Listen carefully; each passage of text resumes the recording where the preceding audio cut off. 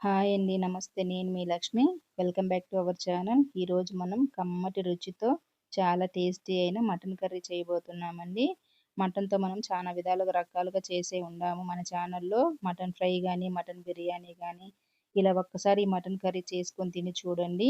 రాగి సంగటికైనా, వైట్ రైస్‌కైనా, చపాతీకైనా, బిర్యానీకైనా ఇలా ఏ కాంబినేషన్‌కైనా సూపర్‌గా ఉంటుంది. ఒక్కసారి ఇలా చేసుకునేస్తే మళ్ళీ మళ్ళీ ఇలానే చేసుకోవాలనిపిస్తుంది. అంత టేస్టీగా ఉంటుంది. ఇప్పుడు ఇది ఎలా చేయాలనో తయారీ విధానం చూద్దాం. ముందుగా నేను ఒక 3/4 కిలో మటన్ తీసుకొని దీన్ని శుభ్రంగా కడిగి పెట్టుకున్నానండి. మీరు ఒకవేళ ఎక్కువగా చేసుకోవాలన్నా చేసుకోవచ్చు. కేజీ అయినా లేదా అర కేజీ అయినా. నేనైతే 3/4 కేజీ తీసుకున్నాను. ఇప్పుడు దీన్ని కుక్కర్‌లో వేసుకునేద్దాము. ఇందులోనే ఒక చిటికెడు పసుపు, అలానే ఒక అర టీ స్పూన్ సాల్టు, ఒకటి మీడియం సైజు ఉల్లిపాయని ఇలా చిన్న ముక్కలుగా కట్ చేసి వేసుకునేద్దాము. ఇప్పుడు మటన్‌కి ఉప్పు, పసుపు చక్కగా పట్టేలాగా కుక్కర్‌ని ఇలా పైకి, కిందికి అనుకునేయాలి గరిటె పెట్టకుండా. ఇలా అనుకున్న తర్వాత కుక్కర్ మూత పెట్టుకునేసి స్టవ్ మీద పెట్టి ఒక 2 విజిల్లు గానీ, 3 విజిల్లు గానీ రానియ్యాలి. ఈ లోపల మనం ఒక చిన్న మిక్సీ జార్ తీసుకునేసి ఇందులోకి ఒక 2 స్పూన్లు ధనియాలు వేసుకునేద్దాము. అలానే ఒక చిన్న అల్లం ముక్కను కూడా కట్ చేసి వేసుకునేయాలి. ఇప్పుడు ఇందులోనే 10 చిన్న ఉల్లిపాయల్ని ఇలా పొట్టు తీసి వేసుకునేసి, అలానే ఒక అరకప్పు పచ్చి కొబ్బరిని కూడా వేసుకునేసి, ఒక 4, 5 జీడిపప్పులు వేసుకునేసి, దీన్ని ఒకసారి మిక్సీ వేసుకునేద్దాము. ఒకవేళ మీ దగ్గర పచ్చి కొబ్బరి లేకపోతే ఎండు కొబ్బరైనా వేసుకోవచ్చు. ఇప్పుడు ఇందులో కొద్దిగా నీళ్లు వేసుకొని మెత్తగా పేస్ట్ లాగా చేసుకోవాలి. ఇలా చేసిన దాన్ని ఒక బౌల్‌లో వేసుకునేసి, మళ్ళీ ఇదే మిక్సీ జార్‌లో ఒకటి మీడియం సైజు ఉల్లిపాయని ఇలా సన్న ముక్కలుగా కట్ చేసి వేసుకునేద్దాము.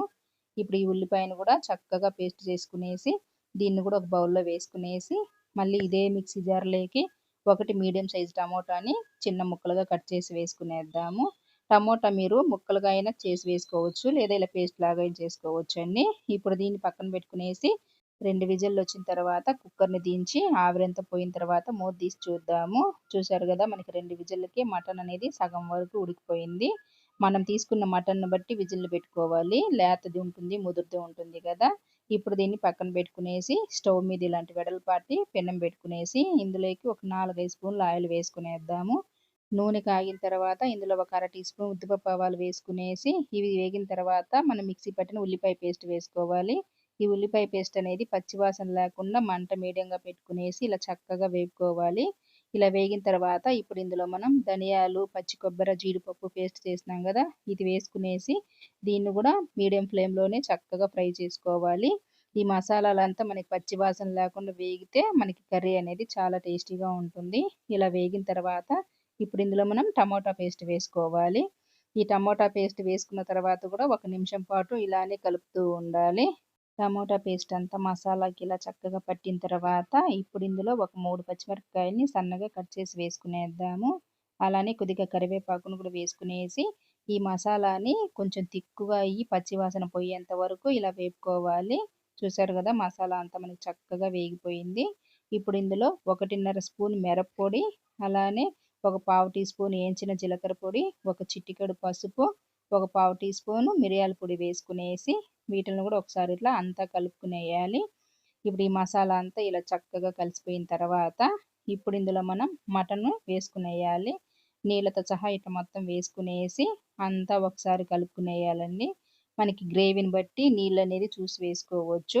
ఆల్రెడీ మటన్ మనకి కొంచెం ఉడికింది గాబట్టి ఇంక కొద్దిగా ఉడికేకి వేసుకునేస్తే సరిపోతుంది. ఇలా చక్కగా కలిపిన తర్వాత ఇంకొక అర గ్లాస్ మాత్రం నీళ్లు వేసుకోవాలి. నేనైతే కుక్కర్‌లోంచే వేస్తా ఉన్నానండి. కుక్కర్‌లో కొంచెం కూర ఉన్నిందని చెప్పి.